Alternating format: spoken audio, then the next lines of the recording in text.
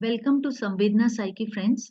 If you are part of the July 2023 batch and struggle to complete your assignments, or if you are from the January 2024 batch aiming to submit top-notch work on time, you are in the right place. In this video, I'll be sharing solved assignment for MPC-001 Cognitive Psychology, Learning and Memory, tailored specifically to assist you in crafting high-quality submission. It will not only meet your academic requirements but also help you learn effective solution writing. Let's begin. Before we start, let me provide you with a few important guidelines. First of all, ensure your file includes the title page as you can see on my screen. I will scroll down below so that you can see the whole page. It should include the IGNOU logo followed by enrollment number, name of the candidate and the address, program title, that is common for everybody, MAPC Masters of Arts Psychology session, course title, course code, assignment number, study center, phone number, email ID, date and your signature, followed by question paper. I have shared the question paper also here. As you can see, it includes 3 sections. Section A includes 3 questions to be answered in 1000 words each.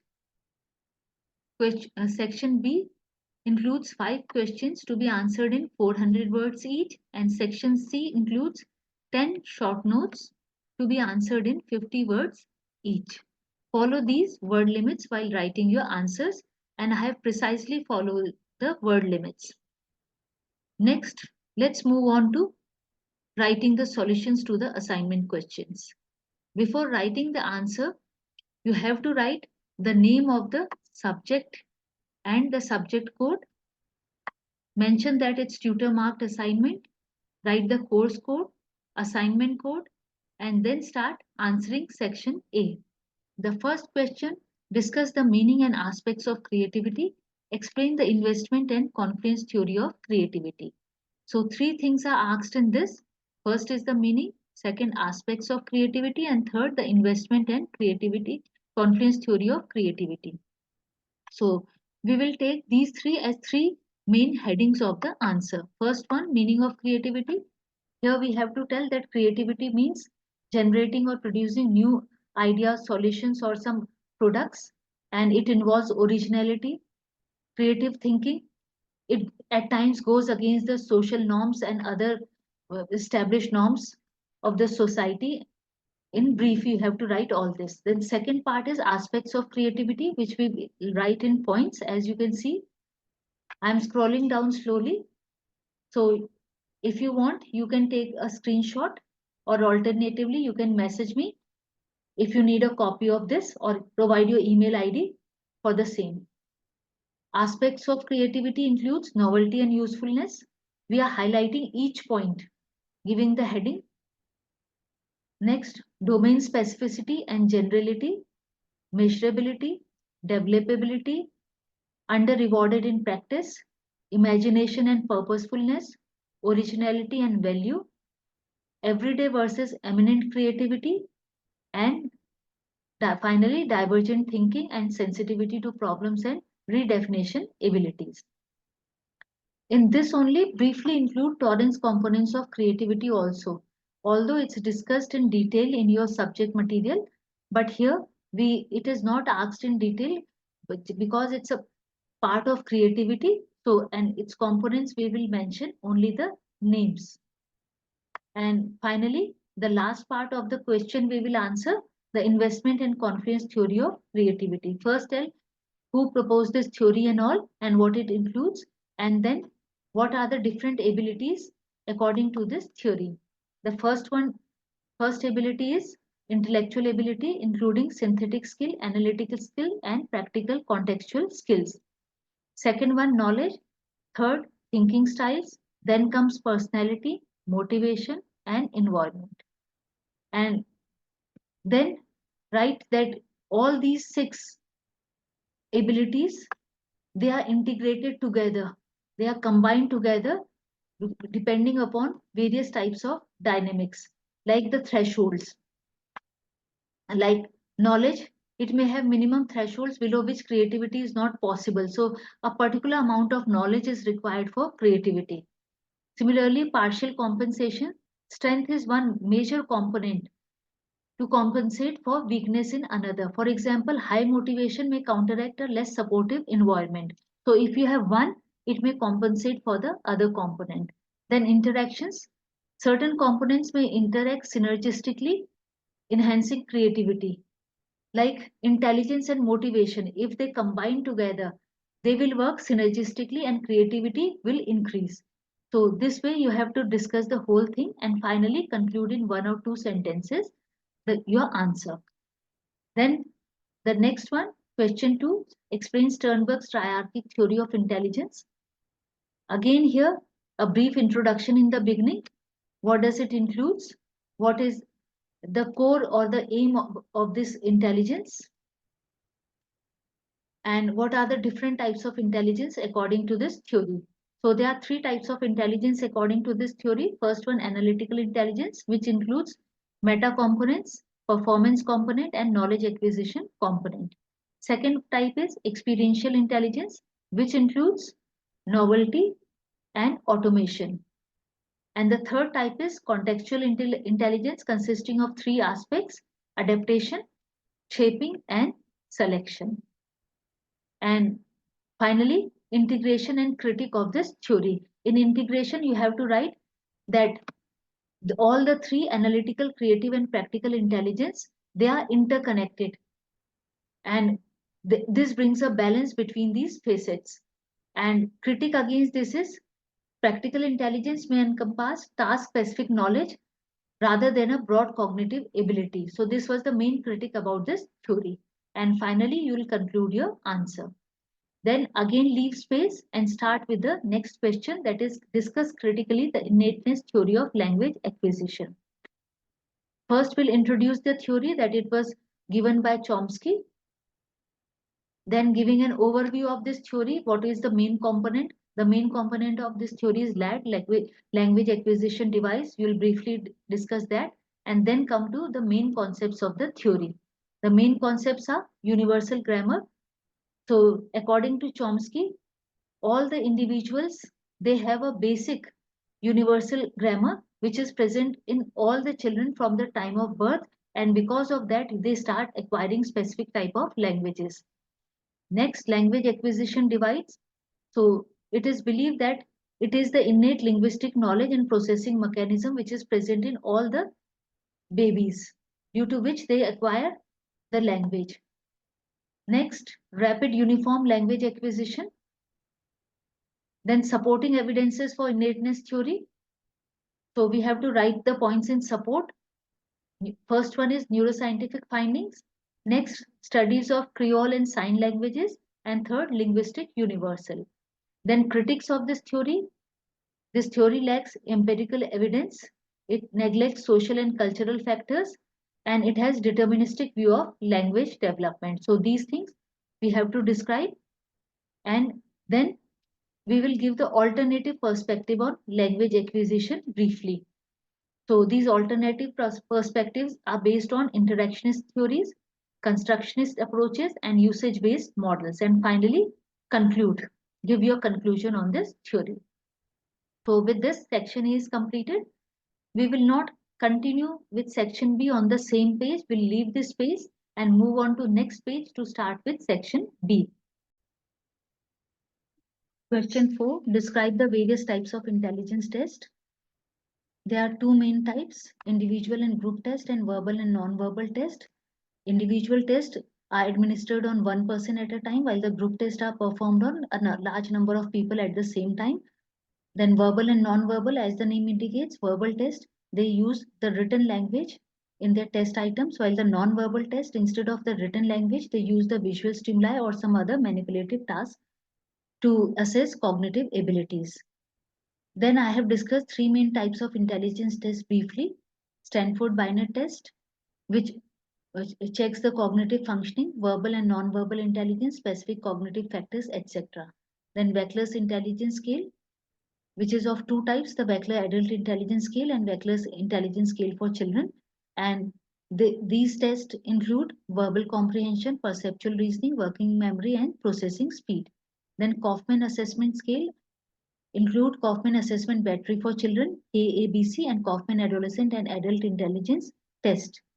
And these measure diverse cognitive abilities such as learning, sequential and simultaneous processing, planning, verbal knowledge, and expressive vocabulary. Question 5. Explain algorithm and heuristics as strategies of problem solving. Here, first of all, we'll define them, then write their characteristics, examples, and advantages of each one. So algorithm, it is a step-by-step procedure to solve a problem, and if you follow the precise set of instructions, the solution is guaranteed. Characteristics, definiteness, finiteness, effectiveness, correctness. Example, solving any mathematical problem. Algorithms are useful in the situation where we need the precision and accuracy, like programming in computers or scientific research or solving the mathematical problems. Advantages, here solution is guaranteed if the steps are followed accurately. But these are more time consuming and may not always be practical for the problems which are very complex. Heuristics, on the other hand, they are mental shortcut or rules of thumbs which are used to make the problem simple, and they are based on speed and efficiency over guaranteed accuracy. It means they do not guarantee the solution of to the problem always, but they are definitely speedy and more efficient than algorithms. Characteristics, efficiency, simplicity, and flexibility. Examples of heuristic, when we do trial and error method or working backward from the desired outcome, like when we try to solve a problem of maze and all, or using analogies or metaphors to approach a problem. These are used in everyday problems where time is limited and there are no strict guidelines for reaching a solution. Advantages, although they are speedy and flexible, but they do not guarantee a solution. Question 6. Describe the goal and research methods in cognitive psychology. First, we will take the goals point-wise, giving them heading. First one, data gathering or collection of data, analysis of data, theory development, hypothesis formulation, hypothesis testing, and finally applying it to the real world setting or practically applying it in the naturalistic situations. Then distinctive research methods. The various type of research methods include controlled experiments. These are done in laboratory or controlled environment where the extraneous factors are controlled, and these are used to see the effect of uh, independent variable on the dependent variable. Psychobiological research. This investigates the biological underpinnings of cognition, such as brain structure, neural pathways, and neurotransmitter systems using the techniques like MRI, EEG, and postmortem analysis. So it gives an insight how brain activity is correlated with the cognitive functions. Self-reports, case studies, and naturalistic observations. Self-reports involve how the individual describing their own feelings, thoughts, and experiences. Case studies provide a detailed examination by some person about a specific individual, group, or culture. Naturalistic observation involve studying behavior in real world setting in the natural environment of the person. Then computer simulation and artificial intelligence. Researchers use computer simulation to replicate human behavior and explore the hypothetical scenarios and develop artificial intelligence systems that mimic the cognitive functions. Next, we come to question number 7. Describe the functions of language. Language performs various functions. Again, we will mention them point-wise, giving them heading. First, conveying meanings. Language conveys meaning to our emotions, intentions, thoughts, beliefs, etc. Symbolism. They represent certain ideas, objects, action, and abstract concept, and people can communicate about things which are not present exactly there or which are not tangible, which they cannot see, feel, and all. Then speech acts. Language works as a speech act. It shows our acts like the act of gratitude, promise, or warning, etc. Propositional content. It refers to the specific ideas or information that are conveyed through the language. What the speaker wants to convey through the language to the listener. Then thematic structures. It involves the organization and coherence of linguistic expression to effectively convey the meaning. So here, the speaker, if the speaker is skilled, they are able to adjust their language based on the context and the need of the listener to ensure that it is clear and coherent so that the communication will be done effectively. And lastly, explain the various speech disorders. Here, first we'll tell what are speech disorders. These are the difficulties in producing normal speech patterns, and then we'll discuss the types. The first one, voice disorder. These are the abnormalities in the production of voice, and they can be due to changes or difficulties in the pitch, volume, vocal qualities, resonance, or duration of the sounds. So the sound may be hoarse at times, or it may be very squeaky, or it may resonate again and again, showing the resonance effect. Second type, speech sound disorders or articulation disorder. So articulation disorder include the physical difficulties in producing sounds. So a particular sound may be added extra to whatever is produced, or omitted, substituted, or distorted. So the speech becomes unclear or difficult to understand. Then phonemic disorders, these are the disorders which affect the ability to distinguish between certain speech sounds or to produce certain speech sounds, due to which there are certain errors in speech. Like some people, they keep on consistently replacing R sound with W sound. Then fluency disorders, these are the disorders which affects the rhythm and flow of the speech, like stuttering, where the speech is disrupted by repetition, prolongation, or blocks of sounds. So this can lead to frustration, social anxiety, and impacting in communication and social interaction. Apraxia of speech involves difficulty in planning and coordinating the muscles movement which are necessary for speech. So due to this, the speech becomes inconsistent and errors occur in the speech. Then dysprosody, it is a very rare disorder which is characterized by changes in speech rhythm, timing, intonation, and intensity.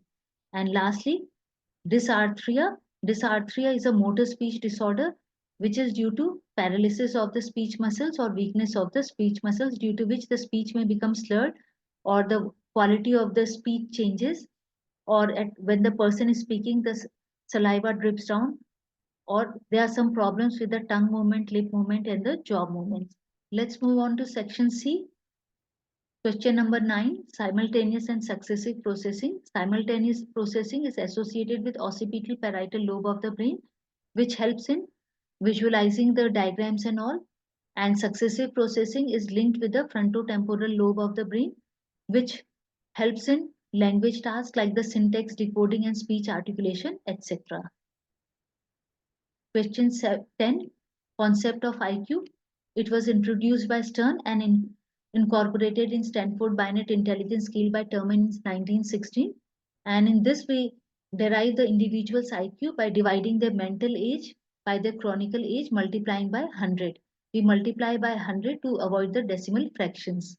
And with this IQ, we can do the comparison of cognitive abilities relative to age, shaping our understanding about the intellectual potential and development of the individual.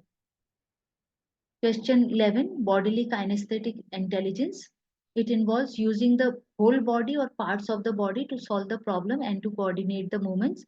People who are strong in this area, they are suitable for the careers such as athletes, dancers, surgeons, builders, etc. Question 12, single system and dual system hypothesis in multilingualism.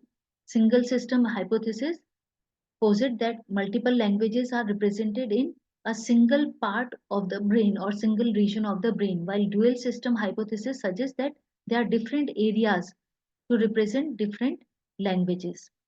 Then aphasia, it is a language impairment which is caused due to the damage to the left hemisphere of the brain, which is associated with Broca's and Wernicke's aphasia. Broca's aphasia leads to difficulty in finding words, and Wernicke's aphasia is, although the person is fluent in speaking here, but the whatever is spoken, that is nonsensical. There is no sense in that. Then functional fixedness. It was demonstrated by Dunker, and this is a tendency of people to view at an object in one typical way or to look at a problem in one typical way without looking for alternative solutions. Cultural blocks to problem solving. Here we have to explain how the culture acts as a blockage for problem solving and creative ability of the individual. Problem space hypothesis. So the problem space hypothesis is the space between the initial state where the problem is there and the solution state. So that space is known as problem space hypothesis that we have to describe here. Characteristics of difficult problem. There are various characteristics. Here we can only list them. We cannot explain them because we have to write only in 50 words. So some of the characteristics like intransparency, complexity, temporal constraints, commencement, opacity, inexpressiveness, dynamic unpredictability, etc. you have to mention here. And lastly, Lukin's water jar problem. This illustrates Einstein, where repeated problem solving methods can blind individuals to alternative solutions. It means the people become used to solving a problem in one particular way so that even if the alternative solutions are available, they do not see them. With this, we come to an end to our assignment. As we wrap up, I hope these solutions help you in timely submission. Remember, the key to success lies not only in completing tasks but also in comprehending the underlying concepts. Stay focused and don't hesitate to seek assistance when needed. Wishing you all the best in your academic journey. Until next time, take care and keep striving for excellence. Thank you.